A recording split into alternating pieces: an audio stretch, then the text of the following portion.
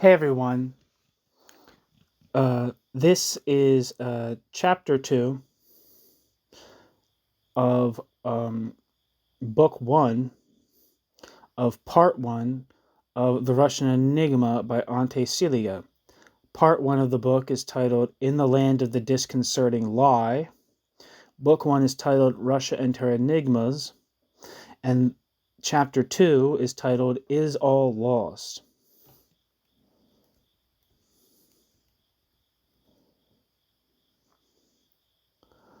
And here we go. I would have liked to believe that the situation in Soviet Russia was, if not excellent, at least good insofar as essentials were concerned, but new facts and new ideas came day after day to deepen my doubts and fears. During the Congress of the Comintern, a small personal incident came unexpectedly to illustrate the situation and the future in store for me. I was staying with one of the members of the executive committee of the Comintern who had very friendly feelings towards me. Wishing to draw my attention to the great liberty with which I was speaking of matters concerning the party, he gave me some friendly advice. Quote, "Don't forget, my dear friend, that you are not in Yugoslavia where you can go for the Central Committee in as much as you please. Don't forget that you are in Russia and that here, unless you belong to the Central Committee of the Communist Party, you are a mere nobody." End quote. Another member of the same committee who was present at the time added with a knowing glance, quote, "And don't let this go any further," end quote. A third colleague, younger but more precocious, contented himself with preserving an eloquent silence. I replied with vigor that such a state of affairs would be flagrantly opposed to the Marxist principle of the relations between the leaders and the masses of the party, that, given the fact that Russia was ruled by Bolshevism in its highest form, such relations as they implied could not possibly exist. Alas, it was precisely these relations between the masses and the leaders that led me straight to a Soviet jail. As to my three friends, they are today still among the leaders of the Comintern, and their influence in that body is in inverse proportion with the loquacity which they displayed on the occasion of our conversation. I soon came across a case in which not only militant workers, but also the masses of the workers themselves had been deprived of their most elementary rights. I met a former Hungarian manual worker whom I had known very closely in 1919 in Soviet Hungary. He was now the director of a factory in Moscow. He told me that in his factory they had just arrested a group of anarchist syndicalists suspected of disseminating an illegal pamphlet demanding the improvement of working conditions in their factory. Quote, "What?" End quote, I exclaimed. Quote, "Are there still anarcho-syndicalists in Moscow? Yet in the demonstration of November 7th, I saw no trace of them in the procession, nor have I seen a single banner of theirs." End quote. Quote, come, end quote. My friend replied, "Didn't you know that they represent a, quote, petty bourgeois deviation," end quote, condemned as long ago as the 10th Party Congress? End quote. Quote, "I know, but they are not opposed to Soviet power. They are not counter-revolutionaries. In every country, there is a united front with anarchists against reaction and capitalism. Would it not suffice to fight their deviation by ideological means? All the more as the bourgeois class has been liquidated in Russia and the majority of the working class is in favor of communism," end quote. My friend launched into an explanation dealing with the backward character of the working class, with its waverings and its uncertainty. But all his arguments left me cold. When he told me that on the eve of the feast of the 1st of May and the 7th of November, it was customary to arrest a number of anarchists and socialists of all shades to ensure the smooth running of the demonstrations, that at the feast of the International and at that of the October Revolution, those people were not allowed to demonstrate under their own banner, albeit anti-capitalist, when I felt the ground slipping away from under my feet. Then I felt the ground slipping away from under my feet. Thus, workers were denied the right to demonstrate beyond a worker's banner. Thus, workers are denied the right to demonstrate under a worker's banner in a worker state. This went beyond my understanding. As to the attitude adopted by the syndicate organization faced with these workers' grievances and these arrests, it appeared to me a scandalous outrage to the working class. The quote triangle end quote of the factory, i.e., the director, the secretary of the party cell, the chairman of the factory committee, called a meeting on behalf of the syndicate. At this meeting, the syndicate proposed to the workers that they condemn the authors of the pamphlets in question and approve of their arrest. With a hypocrisy worthy of the Inquisition, they all wanted to condemn, quote, those who had placed themselves beyond the bounds of lawfulness, end quote, as if it were possible lawfully to publish a sheet of complaints, and it was decided to approve of, quote, the measures taken in defense of Soviet power, end quote. The meeting naturally took place in the absence of the accused, and whosoever would have dared take up their defense would have spent the night at the headquarters of the GPU. I refused to believe this incident typical of the general run. I consoled myself by supposing that here was an isolated case of, quote, deformation, end quote. New section. There were at that time 30 to 40 militant members of the Yugoslav Communist Party in Moscow. To keep in touch with the working masses and to study the practice of Bolshevist experience, they had to spend 1 day a week in a factory.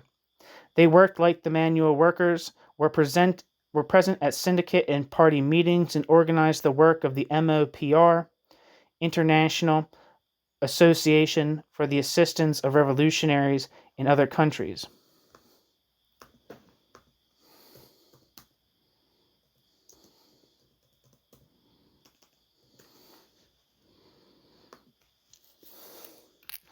Wikipedia says International Red Aid, commonly known by its Russian acronym MOPR, was an international social service organization.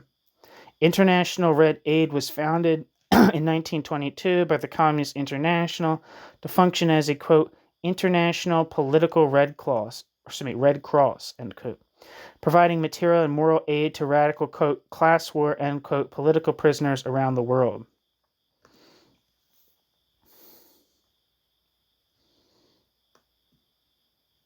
Back to the text. The close kinship between the Yugoslav and the Russian languages rapidly enabled them to mix with the workers.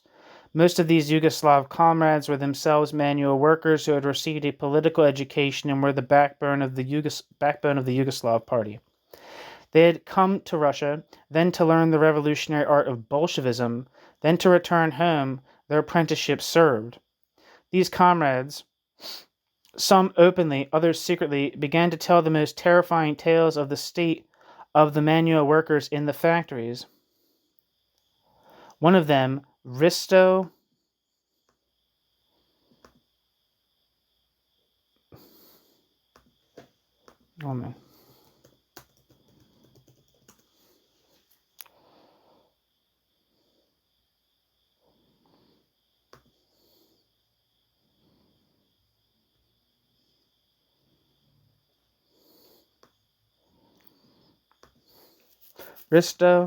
Samardjić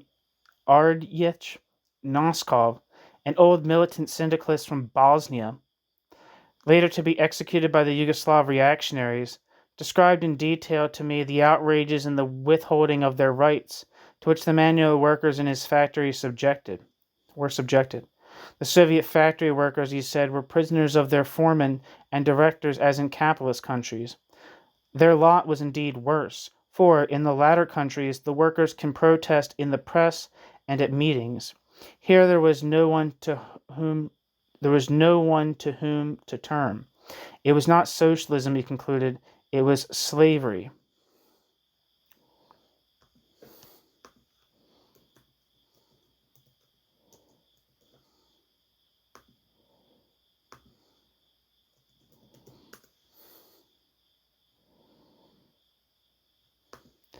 Another comrade, Mustafa Dedić, also a militant syndicalist, former secretary of the Federation of Herzegovina, who now can look back on 7 years of prison and exile in Soviet Russia, told me analogous facts. In despair at finding that the workers were as badly exploited in Soviet Russia as they were abroad, he fell ill and even intended to leave the party. A third, a young and not yet hardened worker of the Voivodina, gifted and sensitive, had the same experience and left the party to become an ordinary workman once more. There were, I must admit, comrades who from the same material extracted very different conclusions. Yes, they said the quote, knout, end quote, reigns supreme in the Soviet factory, but the Russian manual worker is so backward and lacking in conscience to such an extent that he does not know how to look after his tools and has no pride in raising his output.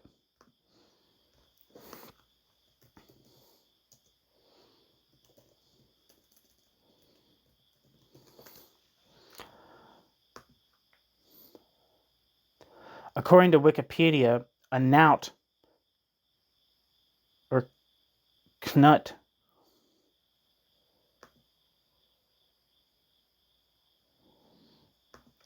Knout is a Russian whip that consists of a rawhide thong or a rope attached to a long wooden handle. Commonly used for prodding horses or cattle, knouts were used for flagellation as a corporal punishment in Russian history. The English word is a spelling pronunciation of a French transliteration of the Russian word knut, which means whip.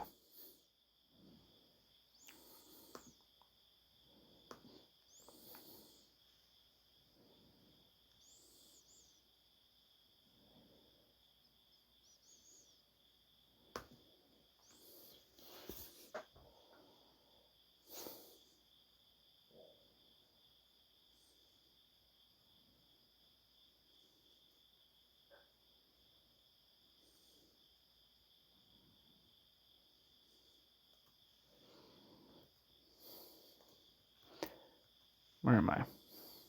One is therefore forced to use coercion. Back to the text. One is therefore forced to use coercion so that the factory can function in order to educate the worker himself. They gave examples, mentioning various incidents they had witnessed. Here is one.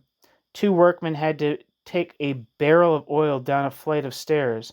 Instead of handling it carefully and lowering it step by step, they hurled the barrel from the top of the stairs to the bottom at the risk of breaking it. What must one do? Surely one is obliged to be brutal. Witnesses for and against were piling up. I began to realize the spirit that reigned in Soviet society. The contradictions I found there seemed to me inadmissible, yet in actual practice they were tolerated. The brisk rhythm of Soviet life had underlying it a lack of social principle. Entire groups of peasants and workers rose in social status and took on all sorts of directing economic, political, and administrative functions. A very large number of young peasants and manual workers, owing to their secondary or higher education, took in hand the reins of the new society. But this happy evolution entailed not only certain regrettable isolated characteristics, it had also a considerable and deeply perverted aspect. The strata that rose would at the same time be permeated with a certain bourgeois spirit, a spirit of desiccated egoism, of low calculation. One felt that their firmly established desire to hew themselves out a good place, regardless of others, and one recognized this as a case of cynical and spontaneous atavism. In his efforts to succeed, each man gave evidence of a totally unscrupulous capacity for adaptation and a shameless aptitude for flattery of those in power. It was written in every gesture, on every face, in every eye. It was expressed in every act, in every speech, in the coarse revolutionary phraseology. This spirit prevailed not only among non-party members, but also and above all among the communists themselves, who instead of being the best were often the worst of all. Quote, "Is this our vanguard?" End quote, I asked myself. What seemed yet worse to me was that this tendency to assume bourgeois characteristics, far from being on the decrease, was on the contrary increasing and growing stronger, flooding all before it. The destructive torrent met with no obstacle, no attempts were made to stem its rise. It was accepted by both the masses and by the leaders as if it were inevitable. I groped my way about this labyrinth of unforeseen sensations. These imponderables seemed to me as precise as physical realities.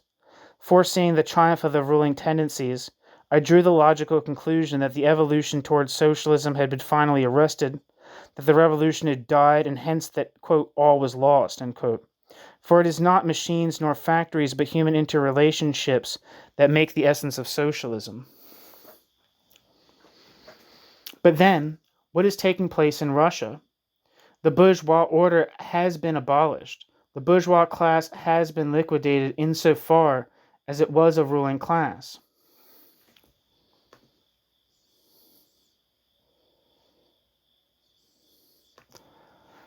As the domination of the bourgeoisie has not been reestablished, capitalism has not come back to power. Then how is it possible to say that socialism is irretrievably lost? Unable to answer these questions, I must remain satisfied to postpone the final conclusion until later. New section. During the winter from 1926 to 1927, the revolution and the civil war in China held world opinion in suspense as much as did events in Spain during 1936 to 37. My Yugoslav comrade, Mustafa Dedic, was present at the presentation ceremony of the Eastern Communist Workers' University.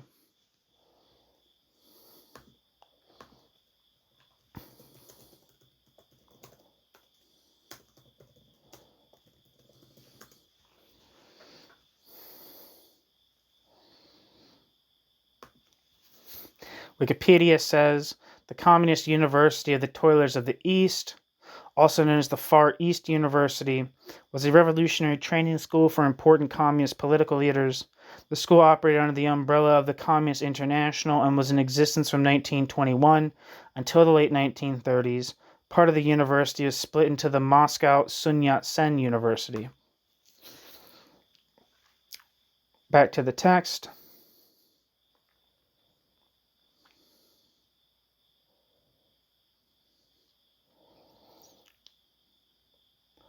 Rykov delivered an oration in which he declared that had the opposition been listened to, the Soviet state would have supported the Chinese Revolution.